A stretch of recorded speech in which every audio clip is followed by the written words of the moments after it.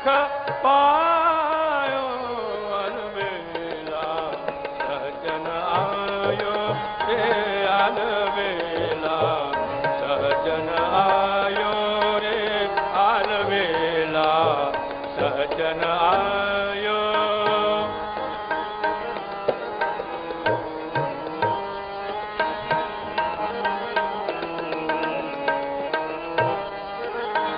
मंगल गावा शाक पुरावा मंगल गावा मंगल गावा मंगल गावा शाक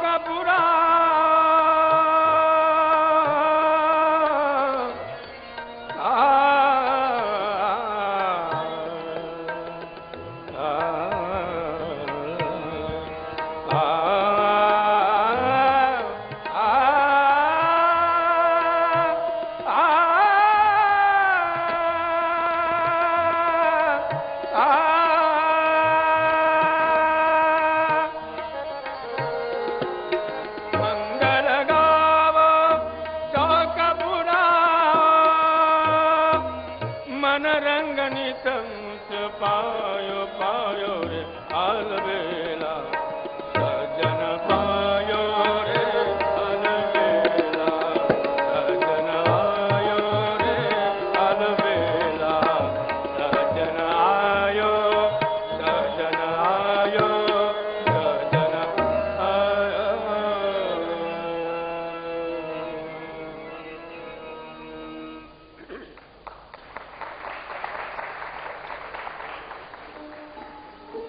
तर मंडळी, मी नारायणराव लोणकर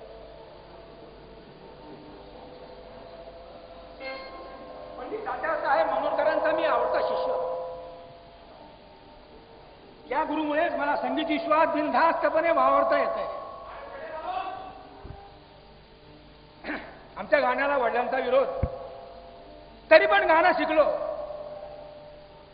गायनाचा वर्ग काढला. कमाई बरी होती. अशातच एका वेड्या इस्मानं मला आपली मुलगी दिली. तशी आमची बायको सुमित्रा आगीतून निघून गुंफाटात पडली. कारण सासरी गरिबी आणि माहेरी दारिद्र्य. तरीही संसाराचा गाडा व्यवस्थित ओढला तिनं. आम्हाला 3 मुलं. थोरला कल्याण हा लाईफ इन्शुरन्स मध्ये ब्रँच मॅनेजर आहे. दुसरा सारंग हा तहसीलमध्ये पेशकार. आणि तिसरी छोटी मुलगी भाग्यश्री. लोक विचारतात की तुमचे दोन्हीही मुलं गायन का शिकली नाही तो. मी म्हणतो, अरे अंधार दिव्या खाली असतो बाबांनो. तसा तो विधाता फार बिलिंदर आहे. आता पहा ना, आमच्या वडिलांना गाण्याची आवड नव्हती, तर आम्हाला गाण्याची आवड आहे. मात्र आमच्या चिरंजीवांना मात्र गाण्याची आवड नाहीये. एवढंच काय, पण तो घरात असताना गाण्याला पूर्ण बंदी आहे. पण माझी लेक आहे ना, माझी भाग्यश्री, माझी बागू, आमची आई आली आहे म्हणे पोटाला. खरंच तर तिला माझी माया येते. अहो, सून कुठली माया दाखवते, दुसऱ्यांचीच पोरती. हैदराबाद मुक्ती संग्रामात भूमिगत कार्य केल्यामुळे स्वातंत्र्य सैनिक म्हणून मान्यता मिळाली. पण स्वाभिमानानं साऱ्या शासन सवलती नाकारल्या. आमच्या हयातीत एक पत्राचं घर बांधलंय गावात, तेही धुळखात पडलंय माझ्यासारखं. पुढं आमच्या घराची फाळणी झाली. या फाळणीतून निर्माण होणारी आम्हा निर्वासितांची समस्या आमच्या मुलांनी सोडवली. इथं मी बागू दोघं जण कल्याणकडे राहतो. आमची बायको मात्र सारंगकडे राहते. या वाटणीला 1 महिना झाला. 1 महिना झाला या वाटणीला. बायको शिवाय काही करमत नाही. पण पोरांपुढे काय करणार आहे. तसा शंकरा असतो सोबतीला. हा, शंकरा म्हणजे राग शंकरा नव्हे. हा, माझा नोकर शंकरराव. त्याला मी प्रेमानं शंकरा म्हणतो. हा, अरे बापरे, पोट गडगडत आहे. मला वाटतं कालच्या वळ्यांचा हा परिणाम. मंडळी, मी हा गेलो आणि आलो, एवढ्यात शंकरा येईल तुमच्याशी बोलायला. ते आलोच. अण्णा अण्णा नाही उपयोग व्हायचा. कालच्या वड्याच्या तंद्री चालल्या असतील तर काय म्हणाल मी कोण आहे माहित आहे. नक्की अण्णांना सांगितलं असणार. चला आज सगळी कामं आटोपायला हवी. बाई साहेब माहेरहून येणार आहेत.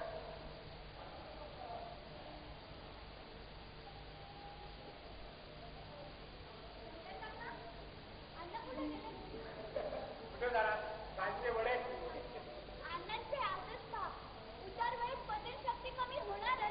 काल रात्री किती अडवलं पण छे ऐकलंच नाही. पोटभर वडे खाऊ वर म्हणतायत कसे पोरी न खाऊन महिन्यापेक्षा खाऊन मेलेलं बरं. पोरी तरुण वयात जन्म झाल्यानंतर हट्ट नावाचं भूत निघून जातं. पण तेच भूत उतार वयात पुन्हा मनात फिरतं. लहानपणचं भूत लहान असतं म्हणून त्याला थाक दाखवून गप्प बसवता येतं. पण म्हातारपणचं भूत मोठं आणि बलवान असतं. कितीही थाक दाखवला तरी उतरत नाही. काका तुम्ही तर व्याख्यानात द्यायला लागलात की. खरं सांगू शंकर काका तुमची विचारसरणी उच्च आहे. तुमचं शुद्ध बोलणं वागणं हे कोणी पाहिलं तर कोणाचाही विश्वास बसणार नाही की तुम्ही या घरात नोकर आहात म्हणून. लोकांच्या नोकराविषयीच्या कल्पना अजून बदललेल्या नाहीत. नोकर म्हटलं की अशिक्षित गावंढळ अडाणी अशुद्ध बोलणारा गचाळ कपडे घालणारा अशा कल्पना लोकांच्या मनामध्ये आहेत. माझं 10वीपर्यंत शिक्षण झालंय. शिवाय शहरात वाढलो. कमी शिक्षणामुळे नोकरी लागली नाही आणि भांडवल नसल्यामुळे धंदा करता आला नाही. कुणाच्या तरी दुकानात पुढ्या बांधत बसण्यापेक्षा तुमच्या घरची नोकरी पत्करली. अहो परवा आमचे सर देखील म्हणाले काय काय म्हणाले? तुमच्या वागण्या बोलण्यावरून तुम्ही या घरात नोकर असाल म्हणून वाटत नाही. म्हणजे आता मला मी गावंढळ बोलावं लागेल मला की म्हणजे लोकांना खरं वाटेल कसं. शंकर काका अन्नाचा पहाटे तरी आज झाला असेल ना? झालाय. आज माझी परीक्षा असल्यानं काल रात्री जागरण झालं आणि म्हणूनच मला पहाटे जागायला नाही. शिवाय अण्णांनी उठवलं नाही. अन्नाचा तो नियमच आहे.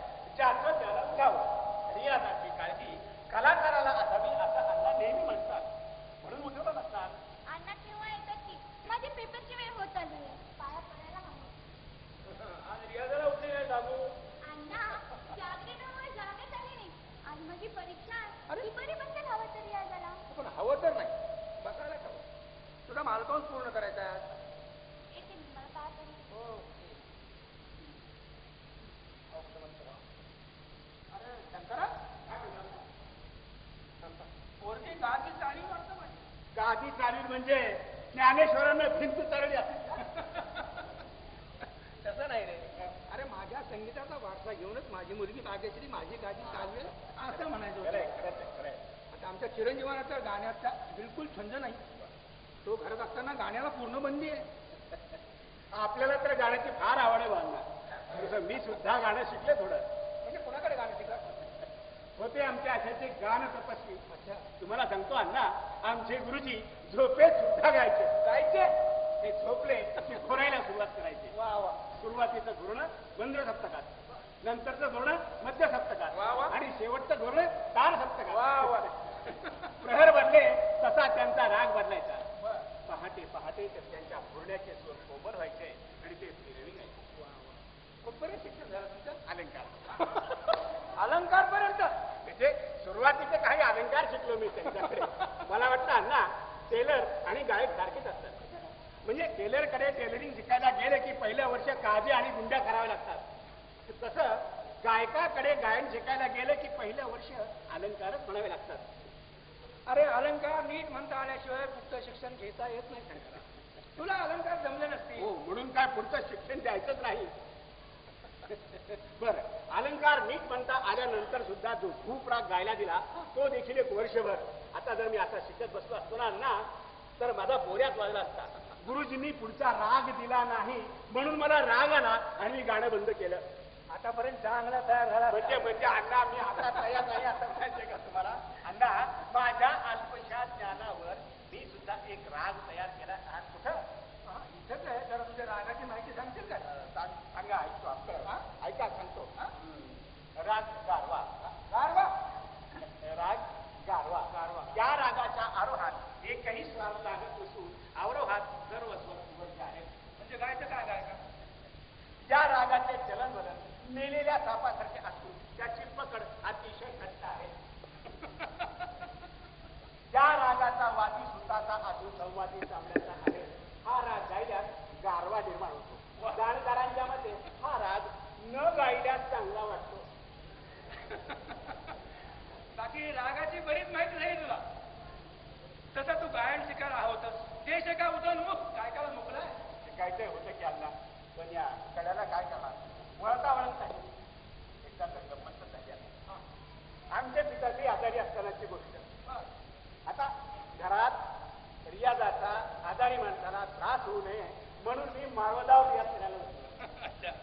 आणि माझ्या आवाजात रियाज करायला सुरुवात केली. अण्णा तुम्हाला काय सांगू, आमच्या गल्लीतल्या लोकांना वाटतं आमचे पिताश्री गेले म्हणून हरिनारायण. देवधारांना तुमच्यासारखा चांगला आवाज का देत नाही घेऊन झाले. अरे सारे गायक असून चालत नाही. देव गायकांसाठी रसिक आणि रसिकांसाठी गायक निर्माण करतो. तुला रसिक केलं. आता पुन्हा गायनं काही जमेना म्हणून भजनात तबला वाजवणाऱ्या पुजाऱ्याकडे तबला शिकायला सुरुवात केली. 3 ताल, 1 ताल, झपताल, केरवा, दादा असे 4-5 ताल शिकलो आणि पुढे तबलाही बंद. का म्हणजे काय, पुढे आमचे 2चे 4, 4चे 6, 6चे 8 झाले आणि आमचे 2 हात तबल्यापासून 4 हात लांब गेले. म्हणजे तुला तबला येत असणार शंकरा. पूर्वी भजनात वाजवायचो, आता जमणार नाही कदाचित. अरे न जमायला काय झालं. एकदा हस्तगत केलेली कला पोहणं आणि वाहन चालवणं या गोष्टी विसरत नाही. तू तबला घे बघू तुझा हात कसा काय.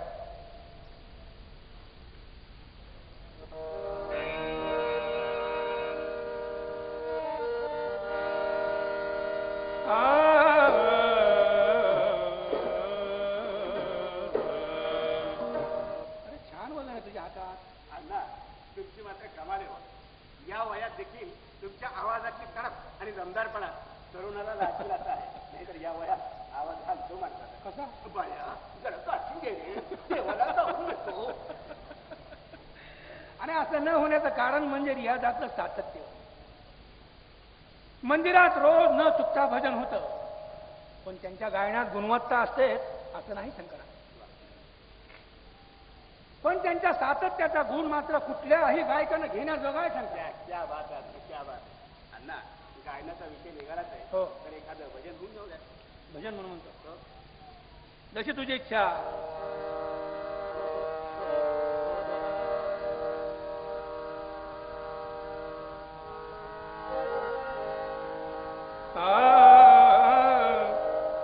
देवकी नंदन नारायण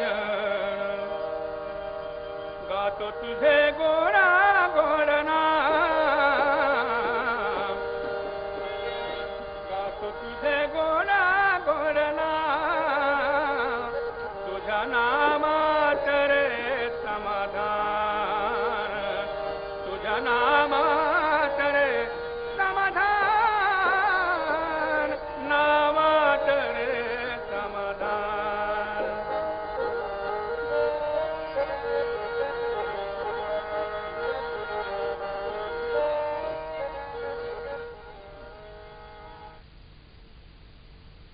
तुझा भोळा नित मी सुदाम, नाम्या संग केले बा तुझे मी काम. वळवल गाई इंद्रायणी काठी, वळवल गाई इंद्रायणी काठी, साक्ष देती तेथे पाचान, तुझ्या नामात रे समाधान, तुझ्या नामात रे समाधान, तुझ्या नामात रे समाधान. नाही पाहिजे आल्या. ही केव्हा आली.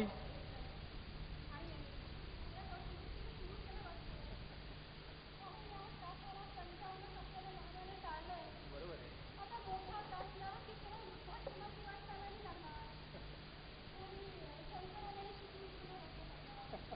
अगं त्याला आधीच तबला येतोय. म्हटलं वाद्यावर थोडी धूळ साचली, थोडी साफही करून घ्यावी. हा. आणि तुम्ही जर त्याला असं घेऊन बसाल तर कल्याण नाही का त्याला कामावरून काढणार. मागच्या वेळी तुम्ही गणपाला तबला शिकवायला सुरुवात केली आणि कल्याण त्याला कामावरून काढलं. तुम्ही काळजी करू नका.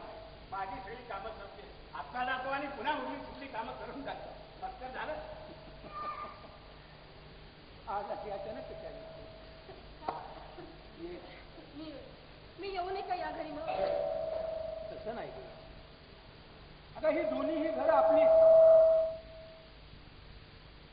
पण यात राहणारी ही माणसं आपली नाहीत. अगं पैशाकडे पाहणारी ही पिढी पैशाचा अपव्यय कुठंही कसाही करते, पण म्हातारीवर एक पै खर्च करणार नाही ते. आणि त्या त्रासाला कंटाळूनच इकडे आले मी. सारंगच्या घरी सुनबाईशी जमलं नाही का?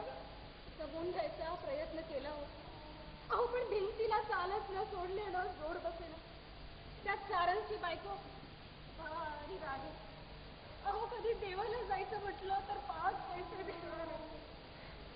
मी गेल्यापासून घरची मोलकरी सुद्धा काढून टाकली. राब राबून शेवटी आजारी पडले. डॉक्टरांनी सांगितलं